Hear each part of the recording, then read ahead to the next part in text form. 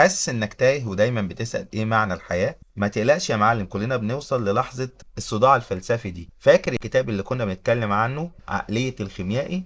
الفكرة الأساسية بسيطة: لو انت عايز حاجة، الكون كله بيقف معاك عشان تحققها. تسمع الكلام ده وتقول استنى، ده سحر؟ لا، ده تركيز. تخيل انك عايز تفتح مشروع كافيه صغير كده وشيء، وكل شوية تقول مستحيل، مفيش فلوس ومفيش خبرة خالص. دي العقلية القديمة المملة. الخيميائي بيقولك ابدأ اتحرك. تبتدي تدور على انواع القهوة وتشوف اماكن بيع المعدات، فجأة بتلاقي اعلان صغير لمعدات مستعملة بسعر لقطة. صدفة؟ وبعدين تقابل واحد اشتغل في الكافيهات 10 سنين خبرة. صدفة برضو؟ الكون مش بعت لهم، هما تركيزك هو اللي خلاك تاخد بالك منهم عشان السعي وتوكلك على ربنا. حلمك بقى زي الرادار، بيصطاد الفرص اللي محدش شايفها غيرك. الدرس الأهم: الرحلة اللي بتمشيها هي الكنز الحقيقي. ما تنساش إشارة من السماء، الإشارة هي الشغف اللي جواك ده. طيب إيه هو حلمك؟ ابدأ حول حياتك بعقلية الخيميائي النهاردة.